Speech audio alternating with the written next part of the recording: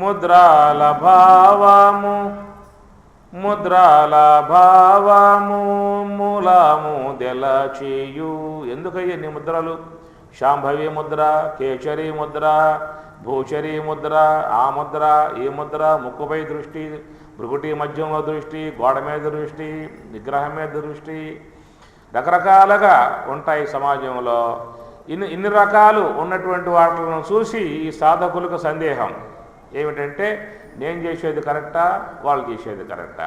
ఆయన ముక్కుపై పెట్టమన్నాడు, ఈయన భృగుటి మధ్యంలో పెట్టమన్నాడు, ఆయన గోడ మీద పెట్టమన్నాడు, ఆయన జ్యోతిర్బిందు మీద పెట్టమన్నాడు. ఏది కరెక్ట్? దీన్ని నేను చేస్తుంది కరెక్టా, వాళ్ళు చేస్తుంది కరెక్టా? కాబట్టి ఇది చేస్తాడు కదా, ఇది కుదిరి సావట్లా, అది కరెక్టేమో అంటాడు, ఆడగబోతాడు, అది తీసుకుంటాడు. అది చేస్తాడు, అది కుదిరి సావదు. వాడు చేసేది కరెక్టే అని చెప్పి అనుకుంటాడు, అది తీసుకుంటాడు, మళ్ళా అది చేస్తాడు, అది కుదిరి సావదు. మళ్ళా ఒక వ్యక్తి వచ్చాడు, బావి తవరా అన్నాడు, చెప్పి వెళ్ళిపోయాడు. ఆ పని గెజ్జం లెక్క తోవాడు, నీళ్లు బళ్ళ. మరోసారి అడగబోయాడు, గెజ్జం లెక్క తోవాడు, నీళ్లు బళ్ళ. ఇంకోసారి అడగబోయాడు, గెజ్జం లెక్క తోవాడు, నీళ్లు బళ్ళ. అన్ని గుంటలే పొలం అంతా. ఆ తవ్వక మీద ఇక్కడ చేసుకుంటే నీళ్ళు పడి ఉండేగా. అది వాళ్ళు చెప్పేది కరెక్టేమో ఆడకపోతాడు, ఇది కరెక్టేమో ఏడకపోతాడు, ఇది కరెక్టేమో ఏడకపోతాడు. సరైనటువంటి అవగాహన లేకపోవడం కారణం, సరి అయిన అవగాహన లేకపోవడం కారణం. అందుచేత ధ్యానము అని చెప్పనంటే చక్కగా మనస్సుని అంతర్ముఖము చేసి హంస యొక్క మార్గంలో నిశ్చలముగా పెట్టుకోవటం మూల మార్గం అది. అయితే మనం చెప్పుకున్నట్లుగా లోకములో ఉన్నటువంటి యొక్క మానవ సముదాయము ఒకే ఒక్క సంస్కారవంతముగా ఉండరు. ఎవరి వ్యక్తిత్వం వాళ్ళదే, ఎవరి సంస్కారం వాళ్ళదే. లోకములో పుణ్య సంస్కారము, జ్ఞాన సంస్కారము, సాత్విక సంస్కారం కలిగి కొంతమంది మాత్రమే ఉంటారు.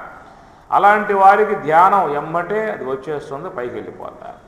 మిగతా వాళ్ళు ఎక్కువ తమస్సు గుణాలు, రాజసిక సంస్కారాలతో బాగా మిక్కుటముగా ఉంటారు.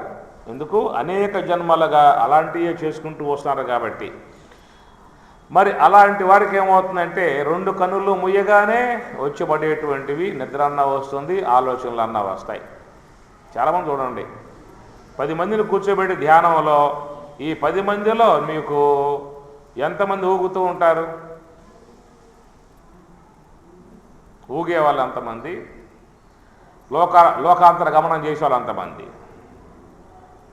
లోకాంతర గమనం చేసేవాళ్ళు కొద్దిమంది, ఊగేవాళ్ళు దాంట్లో ఉంటారు. నిశ్చలంగా ఉండేవాళ్ళు ఏ ఒక్కరో ఇద్దరో ముగ్గురో ఉంటారు. కనుక ఆ నిశ్చలత్వం అనేది వాళ్ళకు రావడం కారణం ఏంటి? లోకాంతర గమనం వీడికి రావడం కారణం ఏంటి? ఊగే విధానం వీడికి రావడం కారణం ఏంటి? లోన ఉన్న సంస్కారాలు. ఎవరి మనస్సు అయితే సంస్కారవంతమై ఉంటుందో, పుణ్యం బాగా ఉంటుందో వాడికి చెప్పేదేమి లేదు. ఆ మార్గంలో పడ్డాడా చక్కగా రాజమార్గంగా పైకి వెళ్ళిపోతూ ఉంటాడు. ఎవరి యొక్క మనస్సు లోపల రజోగుణ సంబంధమై ఉన్న సంస్కారములు బలీయముగా ఉన్నాయా అంటే పుంఖానుగా ఆలోచనలు పుట్టుకొస్తూ ఉంటాయి. ఈగల్లాగా ముసురుతూ ఉంటాయి అన్నమాట. దోమల్లాగా ముసురుతూ ఉంటాయి, ఈగల్లాగా ముసురుతూ ఉంటాయి ఆలోచనలు. వాడు ఎంత ఇదిలించుకున్నా కళ్ళు ముయ్యగానే మళ్ళా వచ్చేస్తాయి. ఇక మూడవది, కన్ను ముయ్యగానే జోలపాట, అట్లాగా తలకాయ దిగిపోతూ ఉంటుంది వాడు. గమనించండి మీరు, అట్లా కూర్చుంటాడు కదా, కూర్చోగానే మరుక్షణంలోనే తలకాయ ఎట్లాగా కిందకు వచ్చేస్తుంది. అట్లా కాసేపు ఉంటాడు, మళ్ళా ఎరుకు రాగానే మళ్ళా పైకి వచ్చేస్తాడు. అట్లా కూర్చుంటాడు, మరుక్షణంలోనే మళ్ళా.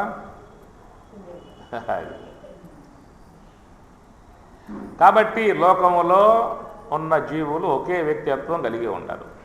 అప్పుడు వాడు గురువు దగ్గరికి వచ్చాడు, స్వామి మీరు మార్గం చెప్పారు, మంచి మార్గమే, నేను ఉండలేకపోతున్నా. కళ్ళు ముయ్యగానే చాలు నిద్ర దేవత వచ్చేస్తుంది, పిలిచేది కూడా అవసరంలా. అటు కన్ను మూసానంటే చాలు ఆమె తెలిసిపోతుంది, అంగారకి వచ్చేయటం, పైన కూర్చోవటం.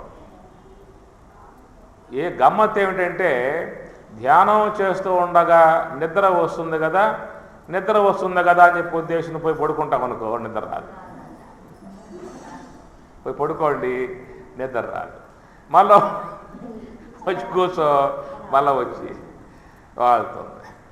ఈ విధంగా ధ్యాన పరులు పడేటువంటి యొక్క అవస్థలు. మరి గురువుతో విన్నవించుకున్నాడు శిష్యుడు, స్వామి మీరు చెప్పారు మంచి మార్గం బాగా ఉంది, వాడు బాగా వెళ్ళిపోతున్నాడు, నాతోటి వాడు బాగా ధ్యానం చేసి వెళ్ళిపోతాను, నేను పోలేకపోతున్నా. అటు కన్నుమొయ్యగానే నిద్ర వచ్చేస్తుంది. కారణం ఏంటంటే వాడు పోతున్నాడు, ఇందులో సాత్విక సంస్కారం, వాడు పండిపోయాడు, దాంట్లో బాగా పుణ్య సంస్కారం ఉంది వాడికి, సాత్వికం ఉంది కాబట్టి ఎమ్మంటే మనసు వెళ్ళిపోతుంది. మరి వీడిదో రజస్సు తమస్సులు బాగా నిండి ఉన్నాయి లోపల సంస్కారాలు, చేయలేకపోతున్నాను అన్నాడు, నిద్ర అవసరం చెప్పిన అన్నాడు. అప్పుడు వాడికి ఏం చెప్పాడంటే ప్రత్యామ్నాయ మార్గం అన్నమాట. అయ్యా కళ్ళు మూస్తే ప్రమాదం వస్తుంది కాబట్టి సగం కన్ను తెరు, సగం కన్ను ముయ్యి, అంటే భూచర్య ముద్ర అన్నమాట. నీ మనస్సుని ఆ ముక్కు యొక్క నాసికాగ్రంపై నాసికాగ్రం స్వం అన్న గీత 6వ అధ్యాయంలో నాసికాగ్రం స్వం, తన యొక్క ముక్కు కన, స్వం అంటే తన ముక్కు కనుక 2 కన్నులు కూడా బాగా తెరవమాక, మొత్తం ముయ్యమాక. అట్లా అర్ధనిమీలిత నేత్రుడు కొంచెం తెరిచి ముక్కు కొన చూడరా అని గురువుగారు ప్రత్యామ్నాయ మార్గం బోధించాడు. ప్రత్యామ్నాయ మార్గం బోధించాడు కదా, వీడు ఏం చేశాడు అంటే గురువు ఆజ్ఞను పాటించి అట్లా కన్నులు మొత్తం ముయ్యకుండగా తెరవకుండగా సగం మూసి కూర్చున్నాడు. ఎప్పుడైతే ఆ సగం వీడు మూసాడో మెల్లగా ఆ సగం ఈ మూసుకుపోతాయి. అబ్బాయి నువ్వు సగం మూసావు కదరా, నేను సగం మోస్తాలే అని చెప్పని ఆ విధంగా ఏమైందని చెప్పానంటే సగం వాడు మోస్తే సగం ఇది మూసుకొని మళ్ళీ యథావిధిగా యథావిధానం ప్రవేశయ్యాని వచ్చేసి మళ్ళీ స్వామి దగ్గరికి పోయాడు. గురువు గారు నువ్వు చెప్పింది ఏమిటి, నువ్వు సగం మూయమన్నావు, నేను సగం అయితే మూసాను, మిగతా సగం అవి మూసుకుంటా ఉన్నాయి, దీనివల్ల ప్రమాదం వచ్చింది అని చెప్పాడు గురువు గారితో. అప్పుడు గురువు ఏం చెప్పాడు, ఓపెన్ ది డోర్, డోర్లు మొత్తం తెరిచి లాభలేదు. తెరిస్తే ఎట్లా స్వామి, వచ్చేవాళ్ళు పోయేవాళ్ళు కనబడతా ఉంటారే, అడుపామాక ఇంట్లో కూర్చో, గోడ మీద తెల్లటి మచ్చకి మసిబొగ్గుతో మచ్చ గీసుకో, దాన్ని చూస్తూ ఉండు. రాత్రి పూట అయితే అగరబత్తి వెలిగించు, అగరబత్తికి ఉన్నటువంటి కొస దాన్నే చూస్తూ ఉండు. లేదా దీపం వెలిగించు, ఆ దీపం యొక్క కొసనే ఆ జ్యోతినే చూస్తూ ఉండు. ఎన్నేమిటి అంటే ప్రత్యామ్నాయ మార్గాలు. దీంట్లో ఏది గొప్ప, దీపం చూస్తే గొప్ప, అగరబత్తి కొన చూస్తే గొప్ప, గోడపైన మచ్చ చూస్తే గొప్ప, ఏది గొప్ప, ఇట్లు బామాకండి తిక్క వ్యవహారం అంతా కూడా. అవగాహన లేకపోవడం వల్ల మనం ఏంటంటే వాటిల్లో అస్తవ్యస్త వ్యవహారంగా పడుతూ ఉంటాం. ఇవన్నీ ఎందుకు పెట్టారయ్యా అని చెప్పానంటే వ్యక్తిలో రాజసిక తామసిక సంస్కారములు బలీయముగా ఉండి ఇబ్బంది పెట్టేవిగా ఉన్నటువంటి వాళ్ళ విషయంలో ప్రత్యామ్నాయ మార్గాన్ని బోధించారు.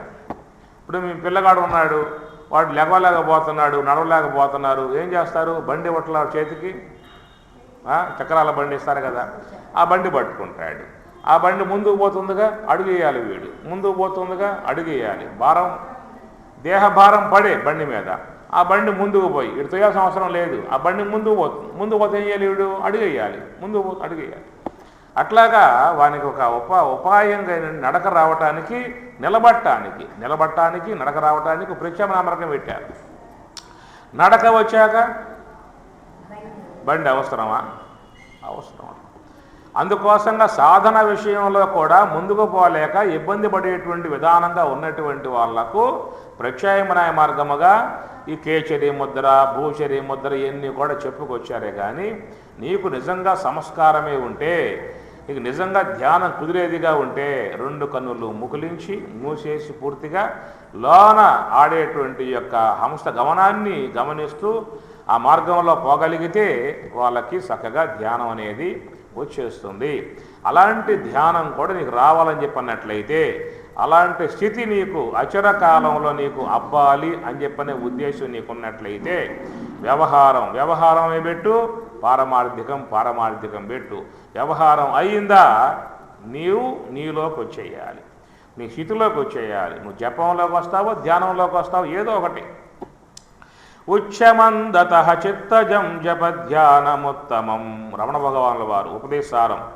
ఉచ్ఛమందత, ఉచ్ఛ అంటే బెగ్గరగా చేస్తూ ఉంటారు. బెగ్గరగా అంటే ఓం నమో నారాయణాయ, ఓం నమో పైకి అనమాట. ఉచ్ఛ మందత, మంద లోపలే మనసులో ఆ జపం ఎవరు తెలియదు, ఎవరికి లోన మాత్రం జపం ఉంటుంది అన్నమాట. ఉచ్ఛమందత చిత్తజం జపధ్యానముత్తమం. ఆ చిత్తంలో జరిగే జపం కంటే కూడా ధ్యానం ఇంకా ఉత్తమం అని చెప్పిన అంటారు రమణ మహర్షి. కాబట్టి నీకు ధ్యానములో ఉండగలిగేటువంటి యొక్క అవకాశమే ఉన్నట్లయితే ఇవి కూడా అవసరం లేదు. అబ్జర్వడు, గమనిక, నీ స్థితిలో నీవు ఉంటాం. ఆలోచన లేకుండా ఉండేటువంటి ఒక స్థితి నీకు అవగాహనకు వచ్చేస్తుంది. చేయగా నీకు ఆ స్థితి వచ్చేస్తుంది. నీకు జపం కూడా అవసరం లేదు. కేవలం నీ గమనికలో నీవు ఉంటావు, నీ ఉనికిలో నువ్వు ఉంటావు. ఆ స్థితి వచ్చేసిన తర్వాత మనస్సుని ఆలోచించమన్నా ఆలోచించదు. మనస్సుని ఆలోచించమన్నా ఆలోచించదు. దానికి భారం, ఆ మనస్సుకి భారం అన్నమాట. ఆలోచించాలంటే భారం. ఆలోచించదు. అవసరం ఏదన్నా పడితే వ్యవహారం చేయటమే కానీ ఎవరి గురించో తీసుకొని ఆలోచించే పని చేయదు. నాకే అవసరమే ఆడి గురించి ఆలోచించేది. నాకే అవసరం అడుగు. అరే వాడు ఎక్కడో ఉంటాడు, ఏదో పనులు చేస్తూ ఉంటాడు, ఏ అనాచార పనులు చేస్తూ ఉంటాడు. వాడి ముద్ర నాకు కావాలి లోపల. వారి ముద్ర పెట్టుకోవడం ఉత్తమమా, భగవత్ ముద్ర పెట్టుకోవడం ఉత్తమమా? ఏం చేస్తున్నావు? వాడు ఎన్నో కార్యాలు చేస్తూ ఉన్నాడు, దుష్ట కార్యాలు చేస్తూ ఉన్నాడు, ఏడా తిరుగుతూ ఉన్నాడు, ఏవో పనులు చేస్తూ ఉన్నాడు. వాడి యొక్క విషయం మనకు లోపల కావాలా? భగవంతుడు నీకు సన్నిహితంగా ఉండగా, భగవన్నామం సన్నిహితంగా ఉండగా అది పట్టుకుని నువ్వు చక్కగా చేసుకోవాలి. కానీ వాని గురించి వీని గురించి, వాడైపోతే వీడు, వీడైపోతే వాడు, వాడైపోతే ఆమె అయిపోతే వీళ్ళు అయిపోతే వాళ్ళు, ఇదా మనం చేస్తున్న పని. మనం ధ్యానంలో ముందుకు పోయే అవకాశాలు ఏమైనా ఉన్నాయా? దీన్ని బట్టి చూసినట్లయితే ఆ వ్యవహారం మానాలి. మనకు చెప్పేవాళ్ళు లేరు. అట్లా మనకి గురువు దగ్గరికి పోయాం, ఉపదేశం చేశాడు, అయ్యా జపం చేసుకోమన్నాడు, ఓ మాల చేసుకోమని చెప్పిన అన్నాడు. మనం ఏం చేస్తాం? ఓ మాల కదా, ఉదయం పూట పూజ అయిపోయింది, ఆ మాల చేసుకుంటాం. ఓం నమ శివాయ, ఓం నమ శివాయ అయిపోయిందా? కొలుకు పోసి వచ్చిందా? ఈ పూట సమర్పయ్యా అంటాడు. దీనివల్ల ఏం ఉపయోగం లేదు. ఏదైనా ధ్యాన విషయం చెప్పే గురువు ఉంటే ఆయన అవగాహనగా వాళ్ళకి అందించగలిగితే వాళ్ళు చేస్తారు. చెప్పే అంత ఓపిక ఆయనకి లేదు, వినే ఓపిక వీడికి లేదు. ఆయన చెప్పి పోతాడు, ఈయన పట్టుకుపోతారు, అంతే సంగతి లేక. రామ్. ఇది మనకు చెప్పేటువంటి విధానంలో ఎప్పుడూ కూడా వేరే పదార్థాల గురించి కానీ, వేరే వ్యక్తుల గురించి కానీ నీ మనసు లోపల అవసరం లేదు. నీ మనసు లోపల నువ్వే ఉండాలి, నీ భగవత్ తత్వమే ఉండాలి, నీ యొక్క భగవద్ ఆలోచనే ఉండాలి, భగవత్ ధ్యానమే ఉండాలి తప్ప అవి ఉండకూడదు. వాటికి సంబంధం నాకు అవసరం లేదు. అవసరం పడిందా వ్యవహారం చేస్తా, వ్యవహారం అయిందా ఇది నాకు ఆ ఊసే అవసరం. అట్లా చేయగలుగు. ప్రశాంత మనసంహీనం యోగినం సుఖం ఉత్తమం ఉపైతి శాంతరజసం బ్రహ్మభూతం అకల్మషం. అది వచ్చేస్తుంది నీకు బ్రహ్మభూతం, బ్రాహ్మీ సంబంధ అనుభవమే నీలో ఉండేది. అక్కడ ఇంకేమీ లేదేక, నీవే ఉంటావు, నీలో నీవు ఉంటావు, నీలో నీవు ఆనందిస్తూ ఉంటావు, నీ అందే నీవు తృప్తిగా ఉంటావు, నీలో నీవు ఉంటావు అన్నమాట. అది స్వస్వరూపంలో ఆనందిస్తూ ఉంటావు, స్వస్వరూపంలో రమిస్తూ ఉంటావు, స్వస్వరూపంలో చక్కగా ప్రశాంతంగా దాంట్లో. అది జ్ఞాని పని, యోగి పని. కాయేన మనసా బుద్ధ్యా కేవలై ఇంద్రియై అపి యోగినః కర్మ కుర్వంతి. యోగినః కర్మ కుర్వంతి. ఎట్లా ఉంటుంది కర్మ అని చెప్పనంటే కాయేన మనసా బుద్ధ్యా కేవలై ఇంద్రియై. కేవలై ఎవరి గురించో లేదన్నమాట. వ్యవహారం ఉన్నది, వ్యవహారం చేశాడు, వ్యవహారం అయిపోయిందా తనలోకి వచ్చేస్తాడు, తనలో తాను ఉంటాడు. ఎవరి గురించో నాకు అవసరం లేదు, ఏ వ్యక్తి గురించో నాకు అవసరం లేదు, ఎవరు ఎలాంటి వాడో నాకు అవసరం లేదు. ఎవరు ఎలాంటి వాళ్ళైనా వాళ్ళది వాళ్ళకు ఉంటుందే కానీ నాకెందుకు అదంతా కూడా లోన్ వేసుకోవడం, పైన వేసుకోవటం. ముద్రాల భావము మూలము దెలచియు చిద్రూపమై ఉన్న చిన్మయుని కనుగొన్న. అందువల్ల ఈ ముద్రలు అనేటువంటివన్నీ ఇక్కడ ఎందుకు వచ్చినాయా అని చెప్పనంటే ఇవి ఇప్పుడు చెప్పాక మీకు కేశరి ముద్ర, భూచరి ముద్ర, శాంభవి ముద్ర ఇవన్నీ కూడా సాధన చేయలేక ఇబ్బంది పడుతూ గురువు దగ్గరికి పోయినప్పుడు ప్రత్యామ్నాయ మార్గంగా ఇట్లా చేయరా అట్లా చేయరా అంటాడు. నీకు ధ్యానం కుదిరేదే ఉన్నట్లయితే ఇవన్నీ అవసరంలా నిశ్చలముగా మనస్సుని ఆ యొక్క నివృత్తి మార్గంలో ప్రవేశింపజేశావు అంటే అక్కడే ఉంటావు, ఆనందంగా ఉంటావు. ఏమి దీన్ని చిన్న ముద్ర అన్నారు. భూచరి ముద్ర, కేశరి ముద్ర, శాంభవి ముద్ర, ఇది చిన్న ముద్ర అంటారు. కరకలిత చిన్ముద్రమానందమూర్తిం స్వాత్మారామం ముదిత వదనం దక్షిణామూర్తిమీడే. దక్షిణామూర్తి పరమశివుడు కూడా ఆయన ధ్యానం చేస్తూ ఉన్నాట. ఎట్లా ఉన్నాడు ధ్యానం చేయటం అని చెప్పనంటే కరకలిత చిన్ముద్ర, కర అంటే చెయ్యి, కరకలిత చిన్ముద్ర చేతిలో చిన్ముద్ర ధరించాడు. ఏమిటయ్యా చిన్ముద్ర అని చెప్పినట్టు చిత్ అనగా ఆత్మ, చిత్ అనగా ఆత్మ, సప్రకాశమై ఉన్నటువంటి యొక్క వస్తువుని ఆత్మ అంటారు. చిత్తు సంబంధమే చిత్తు ముద్ర, చిన్ను ముద్ర. చిత్తు తకారం నకారం అవుతుంది సంధి సమాసాలలో. వ్యాకరణంలో తా నాగా మారిపోతుంది అన్నమాట, నాగా మారిపోతుంది. కాబట్టి చిత్తు ముద్ర, చిన్ను ముద్ర. చిత్ అంటే స్వప్రకాశం, బ్రహ్మం స్వప్రకాశం. సత్తు చిత్తు, సత్ అంటే ఉండుట, చిత్ అంటే ప్రకాశం. ప్రకాశమానమై ఉన్నటువంటి యొక్క బ్రహ్మము యొక్క ప్రాప్తిని పొందేటువంటి యొక్క ఉద్దేశముతో ఉన్నాను అన్నదే చిన్ముద్ర యొక్క అర్థం అన్నమాట. ప్రాప్యస్య బ్రహ్మణో రూపం ప్రాప్యస్య ప్రత్యేగాత్మనః ప్రాప్య ఉపాయం ఫలం ప్రాప్తే తదా ప్రాప్తి విరోధిష వదంతి సకల వేద విషేతిహాస పురాణకాః అని మహాత్ములు చెప్పారు మాట. అనగా ఈ బ్రహ్మం అనుకోండి, ఇది బ్రహ్మము, ఈ జీవుడు.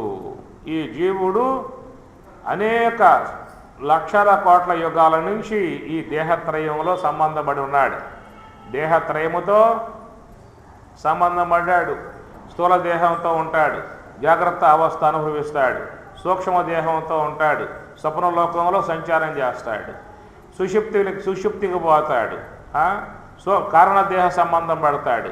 సుషుప్తిలో ఆనందం అనుభవిస్తూ ఉంటాడు.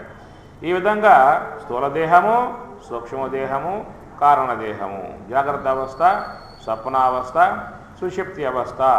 విశ్వుడు, తేజస్సుడు, ప్రాజ్ఞుడు, సాత్వికము, రజోగుణము, తమోగుణము. ఈ గుణత్రయముతో, దేహత్రయముతో, అవస్థాత్రయముతో మనం సంబంధం పడి ఉన్నాము. అది మనకున్న సంబంధం ఏమిటంటే త్రివిధావస్థల సంబంధమే. ఉంటే జాగ్రత్త అవస్థలో ఉంటాం, లేదా స్వప్నావస్థకు వస్తాం, లేదా సుషిప్త అవస్థకి వెళ్తాం. అది వదిలిపెట్టామంటే ఎక్కడికి వస్తాం? తిరిగి మళ్ళీ జాగ్రత్త అవస్థకు, మళ్ళీ స్వప్నావస్థలో పోతాం, మళ్ళీ సుషిప్త అవస్థకు పోతాం. అది అయిపోయిందా అంటే అది Hyderabad to Tenali non stop. Tenali వచ్చిందా మళ్ళీ హైదరాబాద్, మళ్ళీ హైదరాబాద్ బయలుదేరిందా మళ్ళీ తెనాలి. ఇదన్నమాట. మనతో కూడా జాగ్రత్త అవస్థ వదిలిపెడితే సుషుప్తి అవస్థ, అది వదిలిపెడితే మధ్య ఒక స్టాప్ ఉంది, మళ్ళీ స్వప్నావస్థ, మనకు స్టాప్, ఓన్లీ ఒక స్టాపే, మళ్ళీ జాగ్రత్త. ఇట్లా త్రివిధ అవస్థలలో సంచారం చేస్తున్నాం. కాబట్టి ప్రాప్యస్య బ్రహ్మణో రూపం ప్రాప్యస్య ప్రత్యేగాత్మనః ప్రాప్యవపాయం ఫలం ప్రాప్తే తదా ప్రాప్తి విరోధిష. ఇది అర్ధపంచకముగా బోధించాడు రామానుజాచార్యుల వారు. దీని అర్ధపంచకం అన్నాడు. సేతిహాస పురాణకాః మునయశ్చ మహాత్మానః వేద వేదాంత పారగాః అన్నాడు చివరకు. వేద వేదాంత పారగాః.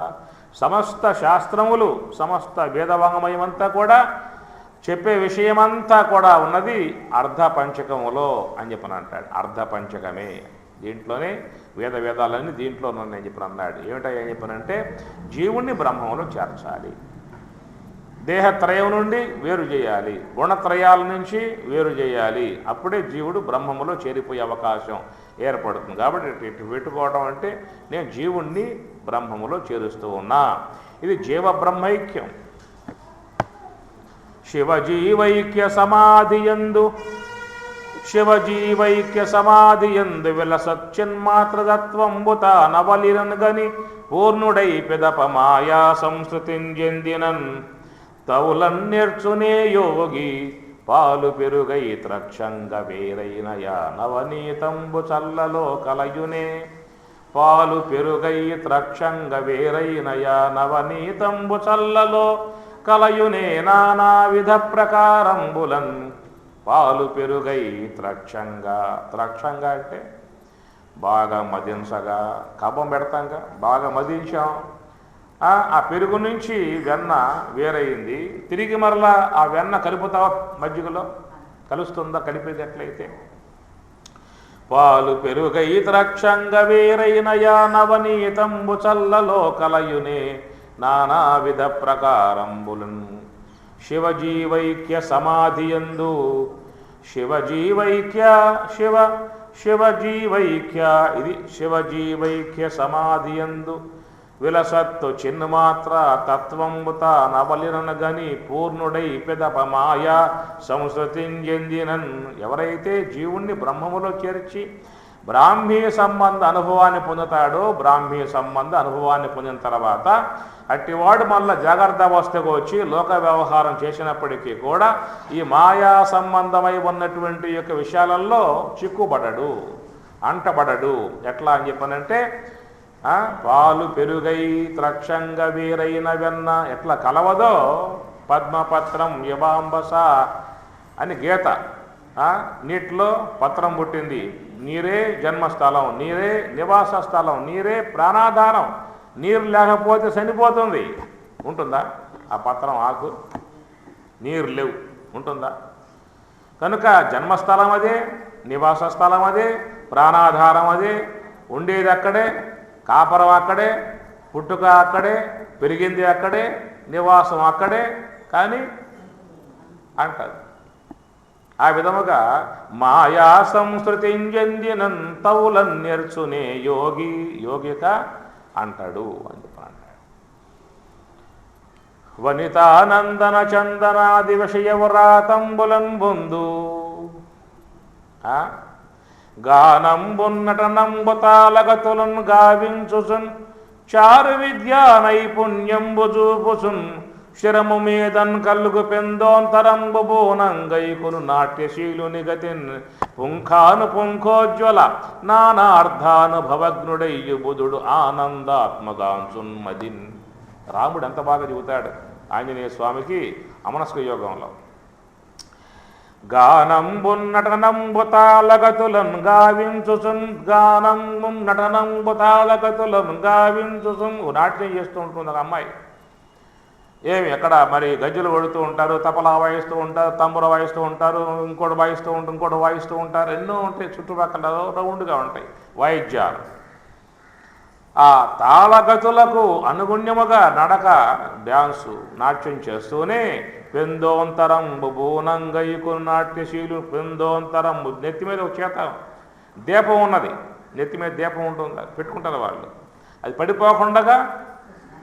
అది పడిపోకుండా తాళగతులకు అనుగుణ్యముగా నాట్యం చేస్తూ ఉంటారు ఇది పడిపోదు కానీ బయట మాత్రం ఆ నడకలో వ్యత్యాసం రాదు అట్లా అంటాడు ఆ ఉదాహరణ రాముడు చెబుతూ పుంఖాను పుంఖోజ్వల నానార్థానుభవజ్ఞుడయ్యు బుధుడు ఆనందాత్మగాంసున్మదిన్ వ్యవహారం చేస్తాడు లోకంలో ఉంటాడు సంసారంలో ఉంటాడు వ్యవహారంలో ఉంటాడు ఎన్నిటిలో ఉన్నప్పటికీ కూడా ఇందా చెప్పుకోవాలి మనము శరీరం వ్యవహార వస్తువు వ్యవహారానికి పెట్టు మనస్సు పారమార్థికంలో పెట్టావు అంటే ఇబ్బంది లేదు అంటాడు వాడి దేనికి అంటకుండగా నిశ్చల సమాధిగా ఉండే అవకాశం సాధువు గారు జనకాస్థానానికి వచ్చాడు జనక మహారాజా నమస్కారం అన్నాడు అయ్యా సాధు మహాత్ముని మీరు రాండి అన్నాడు అర్ఘ్యపాద్యములు ఇచ్చాడు పాద ప్రక్షాళన చేశాడు పూలమాల చేశాడు గంధం పోశాడు మరి మహాత్ములు కారణం ఏమిటి అని చెప్పి అడిగితే సందేహం అడిగిందయ్యా ఆ సందేహ నివారణ కోసంగా వచ్చా అన్నాడు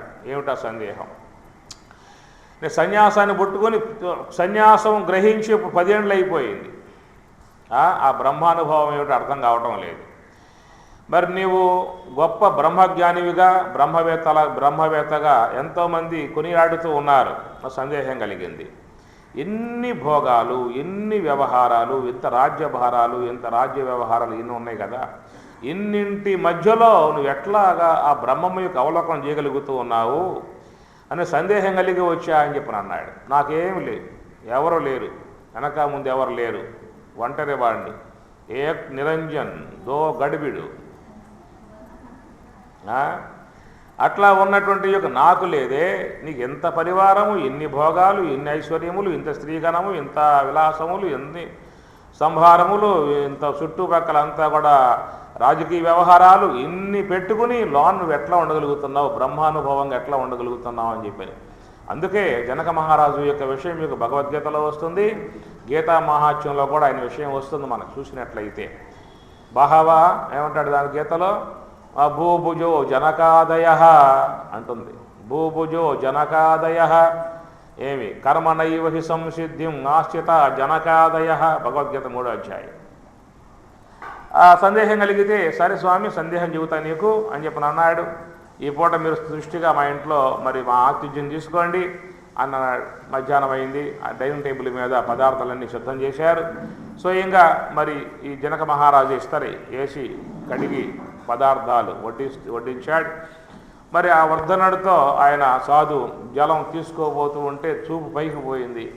ఆ పైన చూస్తే పైన పెద్ద కత్తి ఒకటి కట్టి ఉన్నది.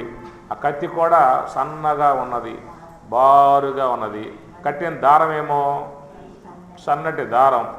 ఒకవేళ తెగిందనుకో కరెక్ట్గా వచ్చి బ్రహ్మరంధ్రం నుంచి ఆరంభం చేస్తే బ్రహ్మరంధ్రం నుంచి ఆజ్ఞా చక్రము, విశుద్ధ చక్రము, అనాహత చక్రము, మణిపూరక చక్రము, మూలాధార చక్రం కిందగా పోయేట్లుగా ఉందన్నమాట. మనస్సు లోపల ఆ భయం పట్టుకున్నది. ఏమిరా ఇది భోజనం పెట్టాడు బాగానే ఉన్నది, ఈ కత్తి కట్టడానికి పైన, ఈ కత్తి ఏమిటి పైన కడితే కట్టాడు. ఆ కత్తి అయితే కొంచెం లాగు దారం కట్టుకోవద్దా, సన్నదారం తెగిపడితే ఏం కావాలి, ఇప్పుడు నా పని కాస్త బ్రహ్మైక్యం చెందటమే అనే భయంతో మనస్సు లోపల భయం అంతా కూడా ఉన్నది. స్వయంగా రాజే వడ్డిస్తూ ఉన్నాడు, ఆయన భోంచేస్తూ ఉన్నాడు. మనస్సు మాత్రం కత్తి మీద పెట్టాడు, తినేదాన్ని మీద పెట్టలేదు. ఆయన వడ్డించాడు, తింటూ ఉన్నాడు. తినటం అంతా అయిపోయింది. తర్వాత వచ్చి పక్కన కూర్చున్నాడు, సోఫాలో కూర్చున్నాడు. ఆ సాధు మహాత్మా సంతుష్టిగా భోంచేశారా, తృప్తిగా భోంచేశారా అని చెప్పని అడుగుతూ, ఎట్లా ఉన్నాయి కూరలు, ఎట్లా ఉన్నాయి, సాంబార్ ఎట్లా ఉంది, రసం ఎట్లా ఉంది, గుత్తొంకాయ కూర ఎట్లా ఉంది అడుగుతున్నాడు. గుత్తొంకాయ కూర ఎట్లా ఉందా, పైన కత్తి కట్టి నువ్వు కూర్చోబెడితే నా పరిస్థితి ఏం కావాలయ్యా? కనుక నువ్వు ఏం వడ్డించావో నాకు తెలియదు, మొత్తం తినేసినట్లుగా అర్థమవుతుంది నాకు కడుపు నిండటం కారణంగా. నా మనస్సంతా ఆ కత్తి మీదే ఉందయ్యా. తెగుతుందేమో తెగుతుందేమో తెగుతుందేమో అనే మనస్సుగా ఆ కత్తి మీదే ఉన్నది. నువ్వు తీపి పెట్టావో, పులుపు పెట్టావో, వగర పెట్టావో, చేదు పెట్టావో, నువ్వేం పెట్టావో, పచ్చిబద్దలే పెట్టావో నాకేం తెలియదు, తినేసా అని చెప్పాను. అడిగింది ఏమిటి, ఎంత పరివారం ఉన్నది, ఎంత భోగ వస్తువులు ఉన్నాయి, ఎంత లాలసత్వం ఉంది, ఎంత రాజకీయం ఉన్నది, ఎట్లా ఉంటున్నావు బ్రహ్మజ్ఞానంలో అని చెప్పి అడిగాడు కదా. దాని సమాధానం ఏం చెప్పిందన్నమాట. అయ్యా నువ్వు ఎన్ని తిన్నా, ఎలాంటివి తిన్నా, ఉప్పో కారమో పులుపో చేదో ఏదో నీకేం తెలియలా, తినేసేసావు. మనసు మాత్రం అది. అట్లాగా నానాద్రపుష్ప నడద్భృంగము ప్రసవ సంస్పర్శాతి కూలున్గతిన్. ఆ విధంగా జ్ఞాని కూడా ఉన్నదే లోక వ్యవహారం చేస్తూ ఉన్నప్పటికీ కూడా తత్వావలోకనే చేస్తూ ఉంటాడు. అట్లనే యోగులై ఉన్నటువంటి వాళ్ళు ఏం చేస్తారు అని చెప్పనంటే, వ్యవహారం చేస్తూ ఉన్నప్పటికీ కూడా తన మనస్సుని గమనిస్తూ ఉంటారు, నిశ్చల భావంగా పెడతారు యోగులు. అదే భక్తులై ఉన్నటువంటి వాళ్ళు వ్యవహారం చేస్తూ ఉన్నప్పటికీ కూడా తన మనస్సుని భగవంతుని యొక్క నామం మీద వాళ్ళు పెడతారు. తత్వవేత్తలైతే బ్రహ్మం మీద పెడతారు, యోగులైతే మనస్సుని గమనిస్తూ ఉంటారు, ధ్యానంలో ఉంటారు. అదే భక్తులైతే భగవంతుని యొక్క నామం మీద పెడతారు. ఇక మనమైతే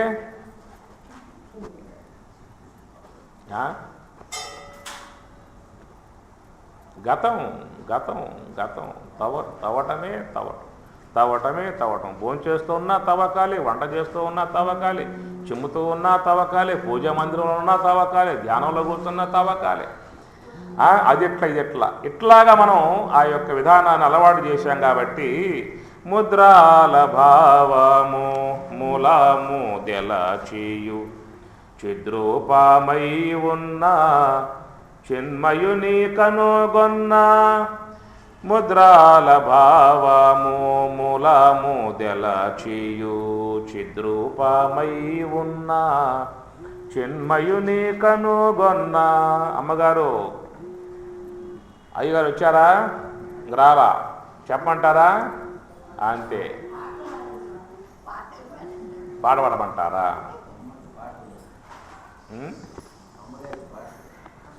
వాళ్ళ పాట ఎత్తుకుంటే ఇది పోతుంది. ఇది పాట ఎక్క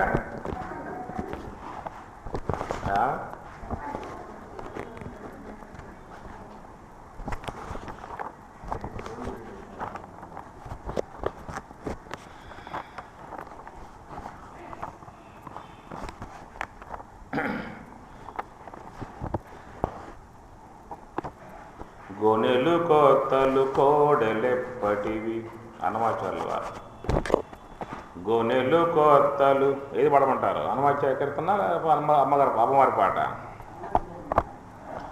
గొనెలు కొత్తలు కోడెలెప్పటివి మున్నిటి జగమే మున్నిటి లోకమే ఎన్నగ పుట్టులివి వేరు. మున్నిటి జగమే మున్నిటి లోకమే ఎన్నగ పుట్టువులివి వేరు. నన్ను నెవ్వరున్నతి బోధించిన నిన్న నేట నేనే నెరిగేనా. గొనెలు కొత్తలు కోడెలెప్పటివి. ఇదిగో రింగులు వస్తుంది ఇక్కడిది. చిత్తము నాటిది చింతలు నాటివే ఇతల భోగములివి వేరు. చిత్తము నాటిది చింతలు నాటివే ఇతల భోగములివి వేరు. సతగు శాస్త్రము పాయ చూపిన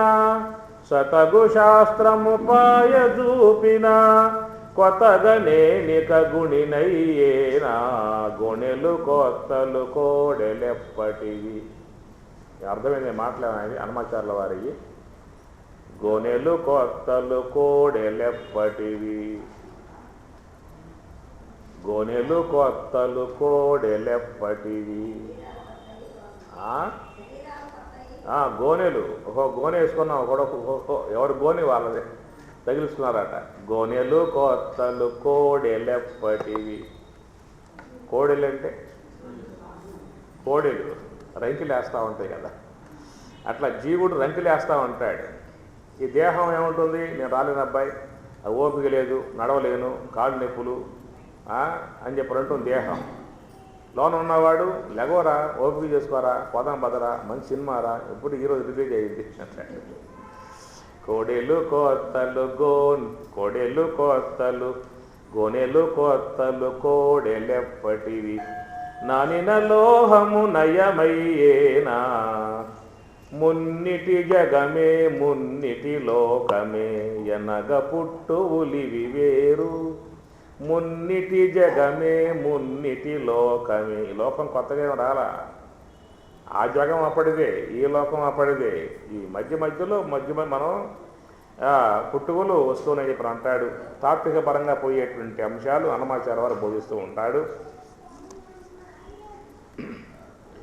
అంగములోపలను కుండలి సంగముదాపునను.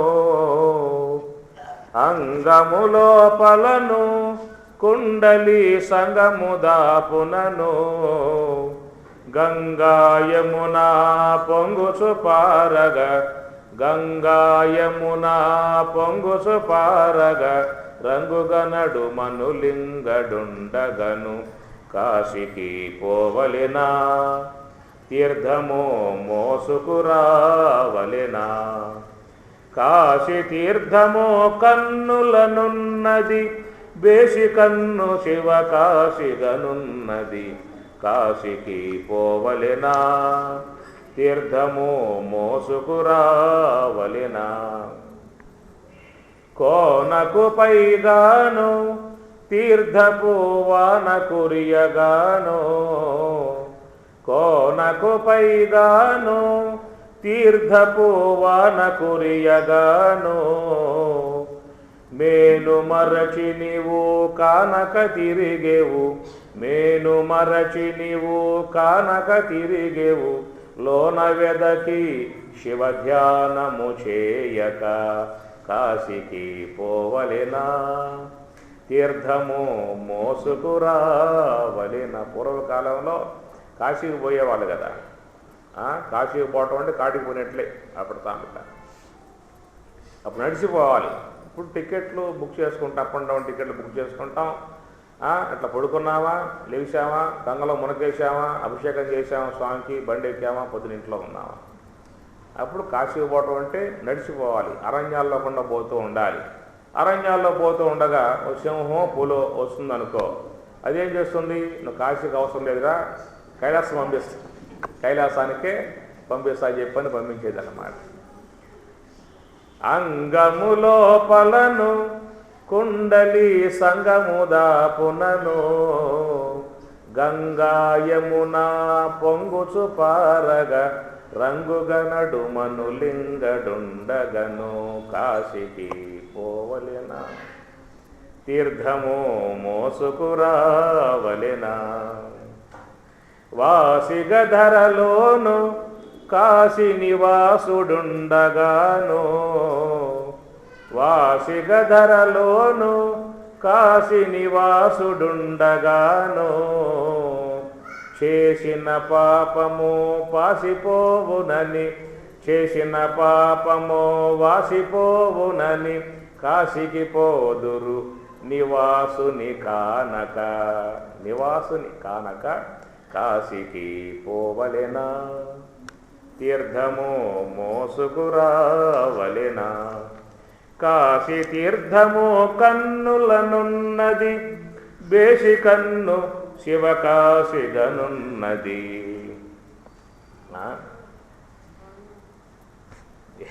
ఇప్పుడు పాఠమేక అయిపరచిందాక ఉన్నాడయా దేవుడున్నాడయా కన్నులకు కనిపింపకున్నాడయా కనిపింపకేమి చేస్తున్నాడయా కనిపింపకేమి చేస్తున్నాడయా. నారీ కటాక్షపటు నారాక్ష భయరహిత శూరులెరుగుదురు నిను చూచేటి చూపు ఘోర సంసార సంకుల పరిచ్ఛేదులకు ధీరులెరుగుదురు నీ దివ్య విగ్రహము ఇతరులకు నిను నిరుగతరమా. సతత సత్యవ్రతులు సంపూర్ణ మోహ విరహితులెరుంగుదురు నిను ఇందిరారమణ ఇతరులకు నిను నెరుగతరమా ఇతరులకు నిను నెరుగతరమా. రాగభోగ విదూర రంజితాత్ములు మహాభాగులెరుగుదురు నిను ప్రణుతించు విధము రాగభోగ విదూర రంజితాత్ములు మహాభాగులెరుగుదురు నిను ప్రణుతించు విధము. ఆగమోక్త ప్రకారాభిగమ్యులు మహాయోగులెరుగుదురు నీ ఉండేటి ఉనికి ఆగమోక్త ప్రకారాభిగమ్యులు మహాయోగులెరుగుదురు నీ ఉండేటి ఉనికి ఇతరులకు నిను నెరుగతరమా. సతత సత్యవ్రతులు సంపూర్ణ మోహ విరహితులెరుంగుదురు నిను ఇందిరారమణ ఇతరులకు నిను నెరుగతరమా ఇతరులకు నిను నెరుగతరమా. పరమ భాగవత పద పద్మ సేవా నిజాభరణులెరుగుదురు నీ ఉండేటి ఉనికి పరమ భాగవత పద పద్మ సేవా నిజాభరణులెరుగుదురు నీ ఉండేటి ఉనికి. పరగు నిత్యానంద పరిపూర్ణ మానసస్థిరులెరుంగుదురు నిను తిరువేంకటేశ పరగు నిత్యానంద పరిపూర్ణ మానసస్థిరులెరుంగుదురు నిను తిరువేంకటేశ ఇతరులకు నిను నిరుగతరమా సతత సత్యవ్రతులు సంపూర్ణ మోహ విరహితులెరుంగుదురు నిను ఇందిరారమణ ఇతరులకు నిను నిరుగతరమా ఇతరులకు నిను నిరుగతరమా శారద నీరజేందు ఘనసార పటీర మరాల మల్లికాహాద హార తుషారపేన రజతాశలకాశ పనీష కుంద మందార చిదతామర సామర వాహినీ శుభాకారక నొప్పు నిన్ను మదిగానగనెన్నడు గల్గు భారతి. పూటమ్మవారు శారదావతారంలో దర్శనమిస్తుంది. జ్ఞానస్వరూపిణి విద్యాస్వరూపిణి అమ్మవారు. ఆ తల్లిని సేవించేటువంటి వారికి సకల శుభాలు చేకూరుతాయి, జ్ఞానం ప్రాప్తిస్తుంది, విద్య ప్రాప్తిస్తుంది. ముఖ్యంగా పసిబిడ్డల చేత సేవించినట్లయితే వాళ్ళకి మంచి సంస్కారము, మంచి జ్ఞానశక్తి, జ్ఞాపక శక్తి అన్నీ వస్తాయి. ఈ పూట అమ్మవారి అవతారం శారదామాయి, శారదా స్వరూపిణిగా అవతారం కలిసి ఉన్నది. చకని తల్లికి చాంగు భలతన చక్కెర మోవికి చాంగు భల క్షీరాబ్ది కన్యకకు శ్రీ మహాలక్ష్మికి నీరజాలయమునకు నీరాజనం నీరాజనం నీరాజనం జలజాక్షి మోమునకు జకవకు చెంబులకు జలజాక్షి మోమునకు జకవకు చెంబులకు నెలకొన్న కప్పురపు నీరాజనం అలివేని తురుమునకు హస్తకమలంబులకు అలివేని తురుమునకు హస్తకమలంబులకు నిలుపుమాణిక్యముల నీరాజనం నిలుపుమాణిక్యముల నీరాజనం క్షీరాబ్ది కన్యకకు శ్రీ మహాలక్ష్మికి నీరజాలయమునకు నీరాజనం నీరాజనం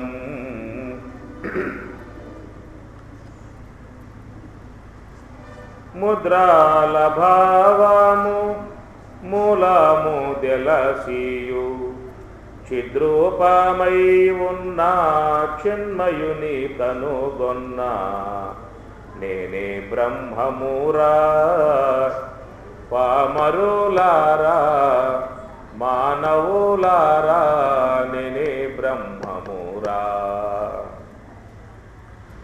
అష్టాయోగాభ్యాస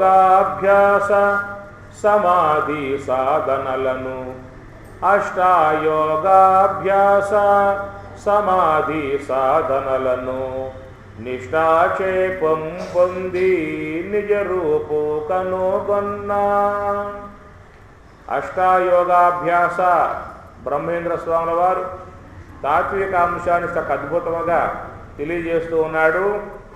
అష్టాయోగాభ్యాస సమాధి సాధనలను ఈ అష్టాంగ ప్రక్రియ పతంజలి మహర్షి బోధిస్తాడు. పతంజలి శాస్త్రం, యోగ శాస్త్రం మొత్తం మనకు ఉన్నటువంటి శాస్త్రాలు 6. వాటిని షట్ దర్శనాలు అని చెప్పని అంటారు. షట్ దర్శనాలు న్యాయ, వైశేషిక, యోగ, సాంఖ్య, ఉత్తరమీమాంస, పూర్వమీమాంస. విన్నారా? చెప్పాను 6 శాస్త్రాలు. ఏమిటాయి వాటి పేర్లు ఏమిటి చెప్పండి కనీసం. అమ్మా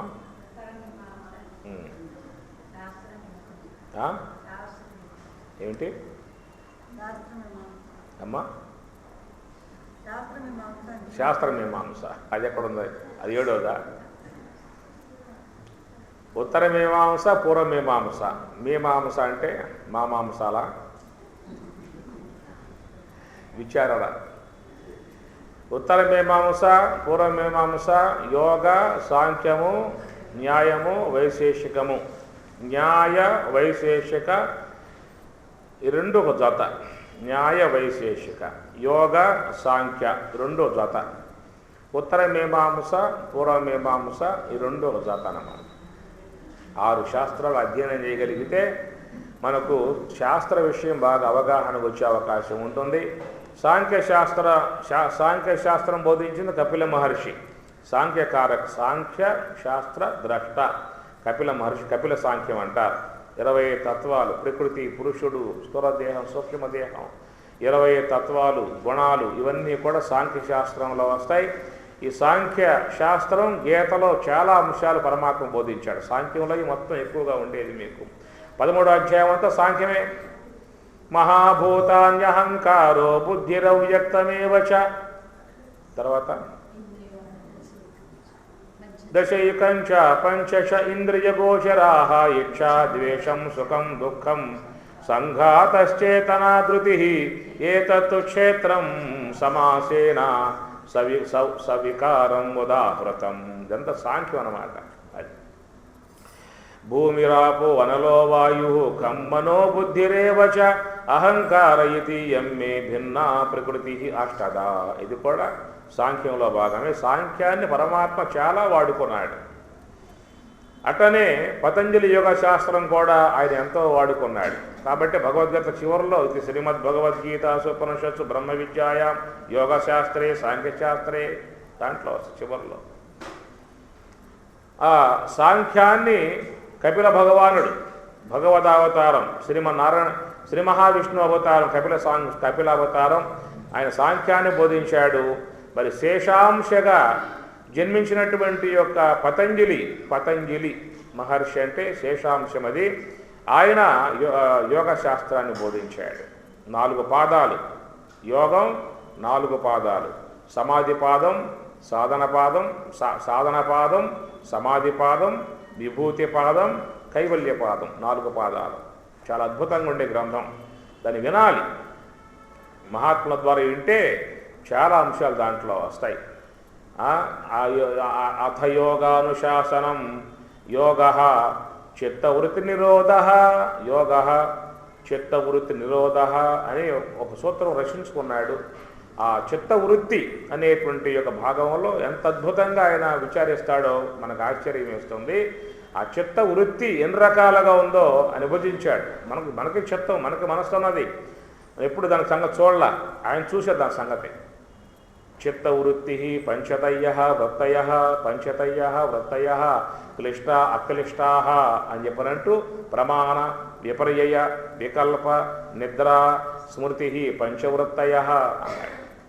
ప్రతి ఒక్క వ్యక్తిలో చిత్తం ఉంది. దాన్ని మనస్సు అంటారు. మనస్సన్న చిత్తం అన్న ఒకటే. అది ఎన్ని రకాల వృత్తులు కలిగి ఉందనే విషయం ఆయన చెప్తాడు. ప్రమాణ విపర్యయ వికల్ప నిద్ర స్మృతి పంచవృత్తయ. ఈ వృత్తులతో మన చిత్తం ఉందన్నమాట. అయితే ఆ పంచవృత్తులతో ఉన్నటువంటి యొక్క ఆ చిత్తం ఎట్లా నిరోధింపబడుతుంది అన్న విషయానికి అష్టాంగ ప్రక్రియ. అష్టయోగాభ్యాస సమాధి సాధనలను అష్టాంగ ప్రక్రియ ఆయన బోధించిందే, పతంజలి బోధించిందే. యమ నియమ ఆసన ప్రాణాయామ ప్రత్యాహార ధారణ ధ్యాన సమాధి అష్టాంగ ప్రక్రియ.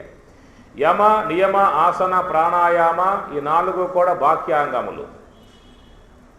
ప్రత్యాహార ధారణ ధ్యాన సమాధి అంతరాంగాలై.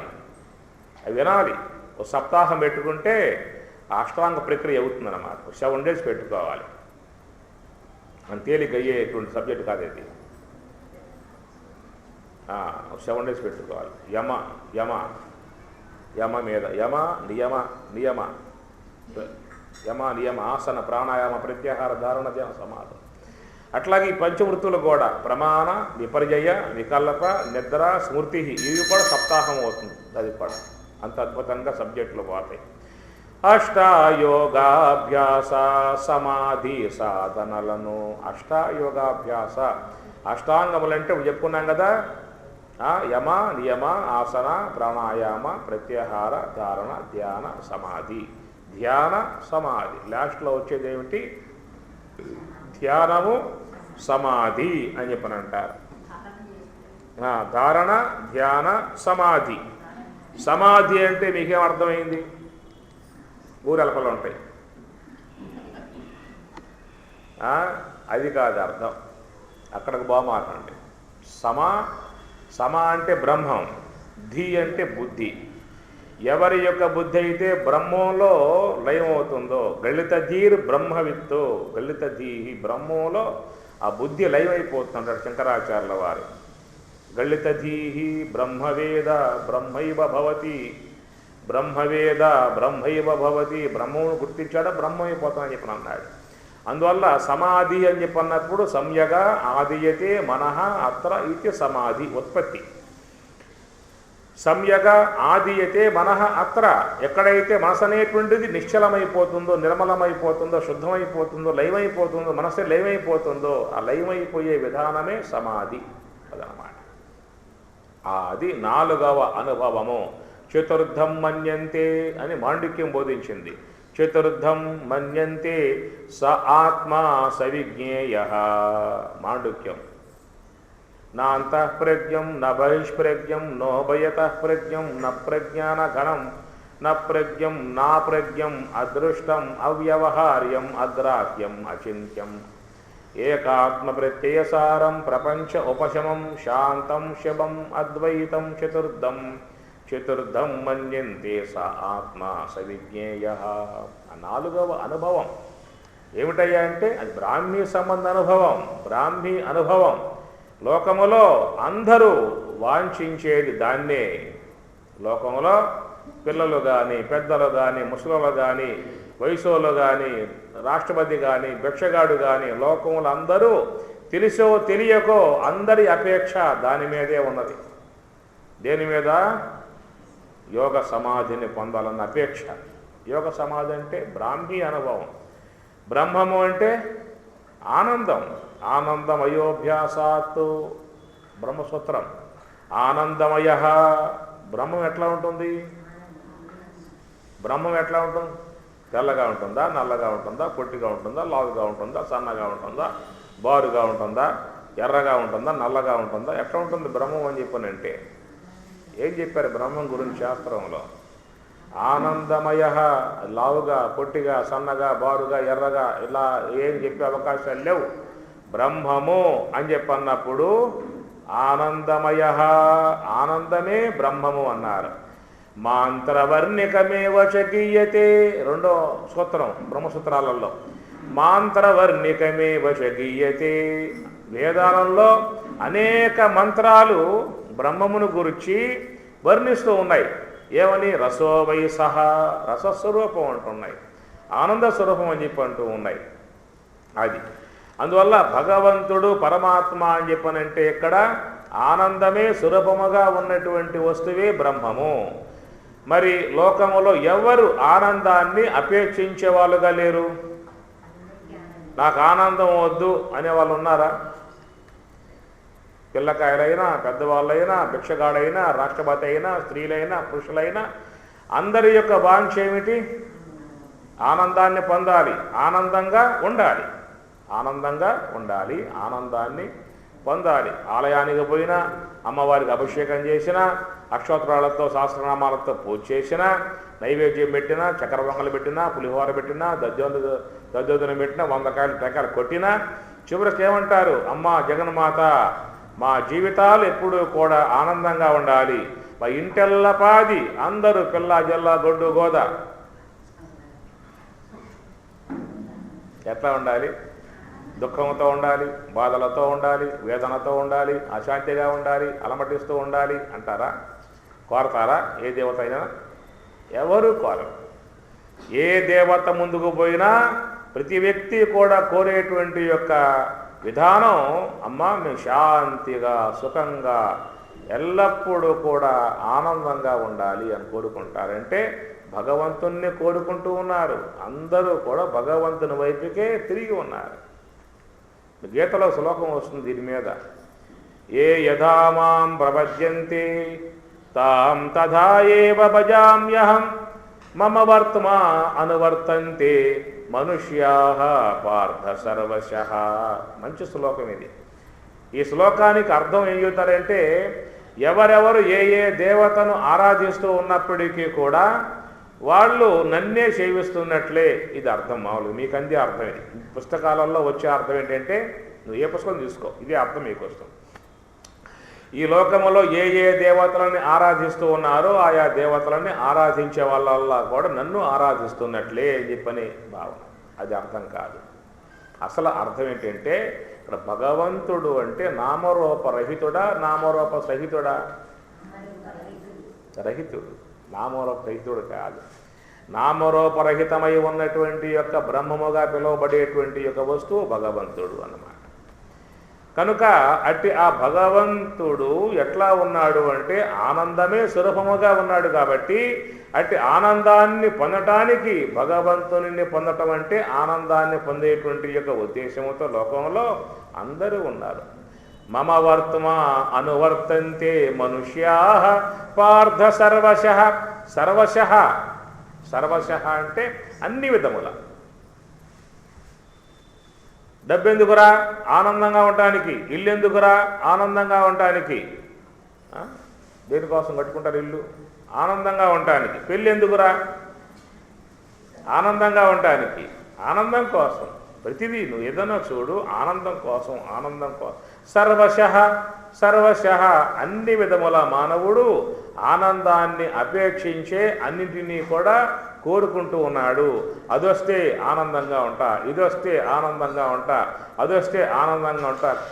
ఇది మానవుని యొక్క ఉద్దేశం. సర్వశః సర్వం ఆత్మనస్తు కామాయ ప్రియం భవతి యాజ్ఞవల్కి. అందుచేత సర్వమానవులు కూడా పరమాత్మకు తిరిగి ఉన్నారని చెప్పనంటే ఆత్మ ఆనందాన్ని కోరుకుంటూ ఉన్నారు. కాబట్టి ఆ ఆనందం తింటే వస్తుందా, ఇంటే వస్తుందా, చూస్తే వస్తుందా, డబ్బు సంపాదిస్తే వస్తుందా, అవి సంపాదించుకుంటే వస్తుందా అన్న మార్గాలుగా పోతూ ఉన్నారు. మహాత్ములు ఏం చేస్తారని చెప్పానంటే నివృత్తి మార్గంలో పోయి బ్రహ్మము యొక్క అనుభవాన్ని పొందుతారు. బ్రహ్మ ఆనందంతో ఉంటారు. వాళ్ళు బ్రహ్మమే ఆనంద స్వరూపముగా వాళ్ళు మహాత్ములు ఉంటారు. మనం ఉన్నామండి, పగలంతా పని చేస్తాం, ఏవేవో చేస్తాం, సంపాదిస్తాం, కూడదీస్తాం, లెక్క పెట్టుకుంటాం, పిట్లో పెడతాం, 10 లెక్క పెడతాం, చెక్కులు లెక్క పెడతాం, డబ్బులు లెక్క పెడతాం, అన్నీ లెక్క పెడతాం. రాత్రి అయిందా 10 అయిందా ఏం చేస్తారు? మొత్తం పక్కన బారేసేసి లోనకు పోతారు. లోనకు పోతే లోన్ ఏముంది చెప్పండి? లోన టీవీలు ఉన్నాయా, బంగారం ఉందా, ఆడ డబ్బు ఉన్నదా, భార్య బిడ్డలు అక్కడే ఉన్నారేమో, లోపలేమన్నా ఎవరు లేరు కదా, ఎందుకు లోనకు పోవటం? లోనకు పోతే ఆనందం అండి, లోనకు పోతే ప్రశాంతం అండి. అక్కడేమున్నది? అన్నీ పడిపోయాయి. జ్ఞానేంద్రియాలు లేవు, కర్మేంద్రియాలు లేవు, మొత్తం పడిపోయినా ఆడ ఆత్మ ఉంది. కాబట్టి ఆత్మతో ఆనందిస్తూ ఉన్నావు, సంతోషంగా బయటకు వస్తూ ఉన్నావు. లేచేమంటావు? చాలా ఆనందంగా ఉంది, చాలా హాయిగా ఉన్నది. ఆత్మసుఖం, ఆత్మానందం కోరుకునే అన్ని పనులు చేస్తున్నావు. కాబట్టి అలాంటి ఆనందాన్ని పొందింపజేసే విధానమే సమాధి అన్నారు. సమ్యగ ఆదియతి ఇది సమాధి. ఆ సమాధి పొంది ఉన్న వాళ్ళు శాశ్వత ఆనందముతో ఉండే విధానం వాళ్ళకి ఏర్పడుతుంది. ఎక్కడ అయ్యవారు? తనుమనంబులు నిగ్రహింపక మునులకైనను ముక్తి దొరకదు అనుష్ఠానములేని బోధలు జనులు మరి వినకూడదనుచును.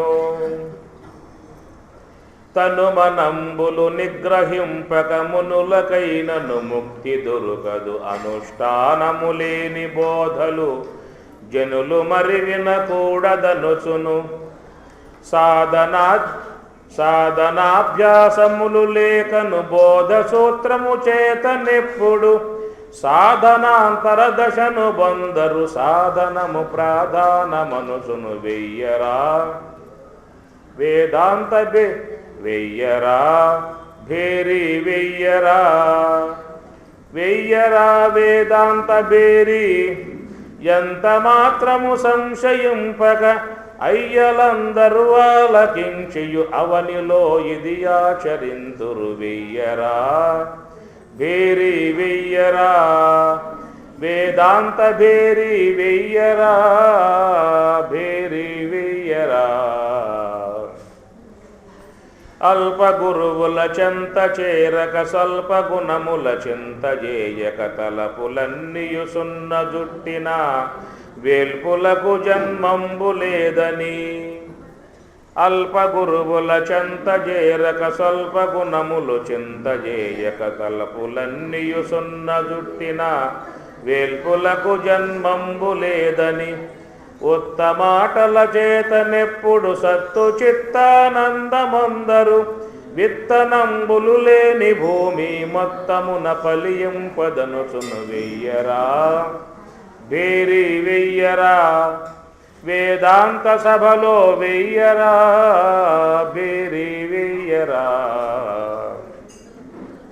నీతి నియమము లేక తిరిగిన దాతకైన జ్ఞానముడుగదు జ్యోతి లేనిది అంధకారమో భూతలంబున బాయదనుసును నీతి నియమము లేక తిరిగిన దాతకైన జ్ఞానముడుగదు జ్యోతి లేనిది అంధకారము భూతలంబున బాయదనుచును ఇంద్రియంబుల మనసు నిలిపిన అందుడైనను ముక్తి బంధును ఇంద్రియంబుల నిగ్రహింసక చంద్రుడైన పసందు లేదని వెయ్యరా భేరి వెయ్యరా వేదాంత సభలో వెయ్యరా భేరి వెయ్యరా ఓం సహనా భవతు సహనౌ భునక్తు సహ వీర్యం కరవావహై తేజస్వినావధీతమస్తు మా విద్విషావహై